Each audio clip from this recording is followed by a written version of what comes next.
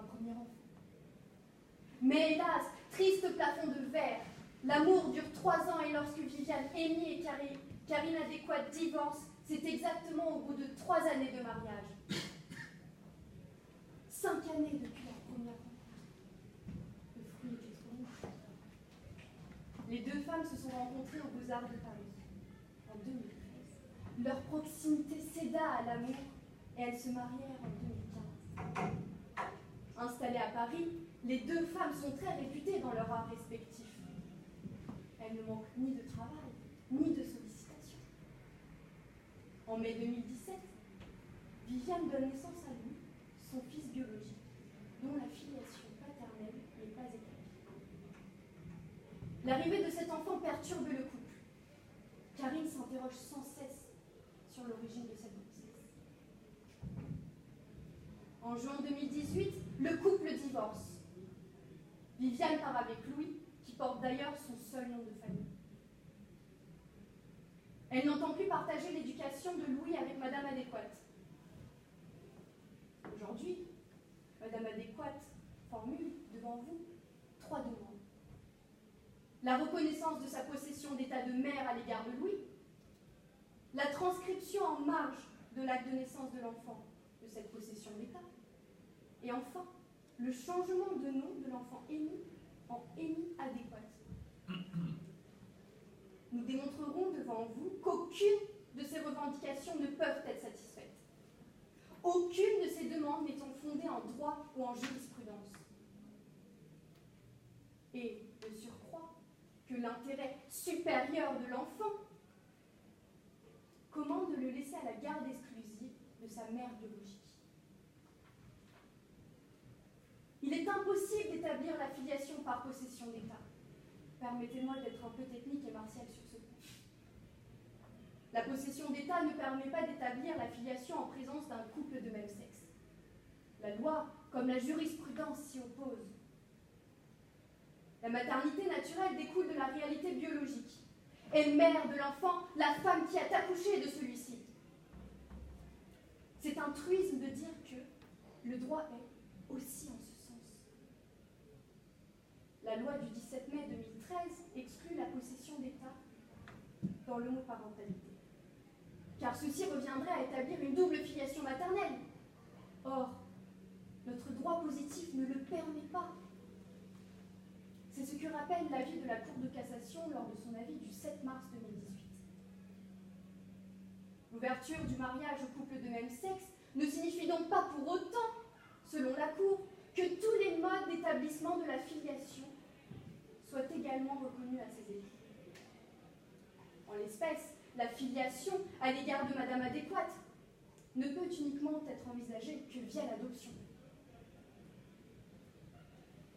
Et même si on souhaite retenir le contraire, il est loin d'être certain que la possession d'état revendiquée soit acquise en l'espèce. La possession d'état est une réunion suffisante de faits qui révèle le lien de filiation, selon l'article 311-1 du Code civil. Elle doit être continue, paisible, publique et non équivoque, selon l'article 311-2 du Code civil. Ici, continuité et paisibilité sont contestables. Par ailleurs, le silencieux mystère dont Louis est originaire est source d'équivoque. Dès lors, l'établissement de la filiation par le biais de la possession d'état doit être rejeté. Il en va de même des demandes subséquentes, comme la transcription de cette possession d'état en marge de l'acte de naissance de l'enfant et le changement de nom, qui n'ont plus d'intérêt. Il en découle que la transcription en marge de l'acte de naissance de cette possession d'état n'a dès lors plus aucun sens. Ainsi, il en va de même pour la demande de changement du nom. C'est le sens de l'article 311-23 du Code civil qui dispose que lorsque la filiation de l'enfant n'est établie qu'à l'égard d'un seul parent, l'enfant prend le nom de ce parent. Celle-ci est impossible. Madame Adéquate n'est pas et ne sera jamais la mère de Louis. Le plus grand respect est dû à l'enfant, disait Juvénal. La bonté des enfants, la bonté de leur cœur, de leur innocence mérite le respect. L'enfant Louis n'a-t-il pas droit au respect de ses intérêts? Ah, l'instinct maternel. C'est si beau, mais si tardif chez Madame Adéquate. Il était possible d'envisager l'adoption, certes, mais pour cela, il fallait un projet familial en commun, et cela faisait défaut chez Madame Adéquate. Seule Viviane a pris son avenir maternel en main. Ma cliente a voulu un enfant en dépit de l'absence de projet familial en commun. On en fait aujourd'hui une femme aigrie et fermée. Mais imaginez la peine de Viviane, vivre en couple et sans enfant. L'instinct maternel, si puissant, si guerrier, aurait dû pousser Madame Adéquate, le temps de la grossesse, à se rendre chez le notaire afin d'établir un acte de reconnaissance prénatale, probablement ineffectif juridiquement, mais terriblement révélateur de ses intentions à l'égard de l'enfant. Veut-elle réellement de cet enfant? Elle semble se découvrir une vocation maternelle aussi tardive que suspecte. Après le divorce, lorsque la solitude s'installe et le désir de vengeance s'affirme, c'est l'intérêt de l'enfant qui doit primer dans notre affaire.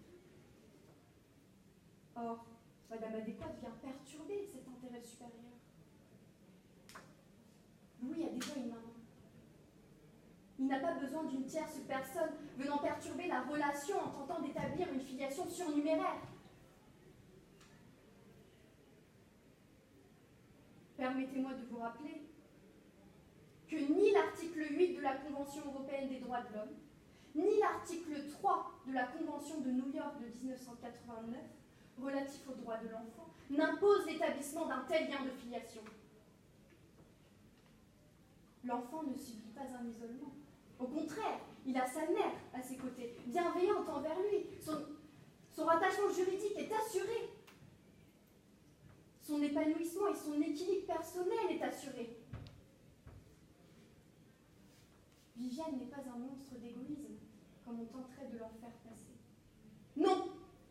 Tout au contraire, Viviane est aimante, avait ce désir d'enfant. Elle le réalise et assume le fait d'avoir un bébé toute seule. Elle est une artiste à succès, Louis est dans le meilleur des cocons affectifs et éducatifs. Oui, Louis grandira dans un foyer monoparental, mais ce n'est pas une fatalité. Louis et Viviane sont une famille à part entière. L'enfant est très jeune, tout comme sa mère, peut-être fera-t-elle sa vie avec une personne qui acceptera Louis à l'occasion d'un véritable projet familial en commun. Pourquoi obérer le futur? Un enfant n'est pas un jouet. N'en faites pas le sujet des frustrations d'une adulte en échec sentimental, courant après son horloge biologique. Certes, l'histoire de Viviane et Karine, écrite par le destin, n'a pas d'épilogue sucré et suave des romans de Daniel Steele ou d'Emily Blaine.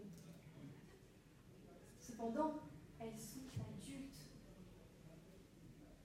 L'enfant, en revanche, Louis, a le droit d'être bercé par des contes charmants et non d'être cerné de romans noirs. Monsieur le Président, Madame, Messieurs le tribunal, la possession d'État est exclue en présence d'un couple de même sexe pour l'établissement de la filiation. Aussi, je vous demande de bien vouloir rejeter la demande de Madame Adéquate sur ce point. De même, les demandes subséquentes doivent être également rejetées. La filiation ne sera pas établie, le nom de l'enfant Louis ne sera pas modifié. Ceci est encore conforme à l'intérêt de l'enfant, dont je me permets de vous rappeler le caractère nécessairement supérieur. L'intérêt supérieur de l'enfant n'est pas de voir, actuellement, sa filiation rattachée à l'ex-épouse de sa mère biologique. Son intérêt n'est pas d'être le jeu des vengeances, ni des appétits de Madame Adéquate. Redonnez de la sérénité à Viviane. Je vous remercie.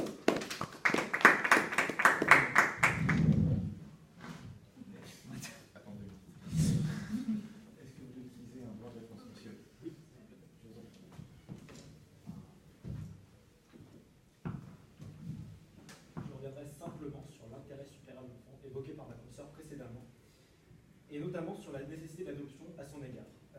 En effet, rien ne nous dit si ces deux femmes ont des ascendants.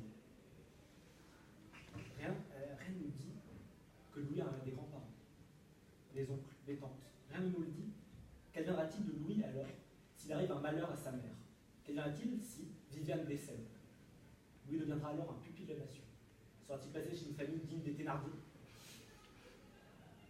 Vous pouvez éviter un tel malheur en prononçant l'adoption en faveur de Karine, sans pour autant venir concurrencer Viviane dans ses prérogatives d'autorité parentale, sans pour autant dénier son droit de mère biologique. En effet, car l'article 365 du Code civil réformé par la J21 énonce que si l'adoptant que l'autorité parentale appartient seule aux parents biologiques sous réserve d'une déclaration conjointe avec l'adoptant adressée au directeur du service des greffes du TJ pour un exercice en commun. Et la Cour européenne des droits de l'homme, par son arrêt Benoît et Lecoq contre France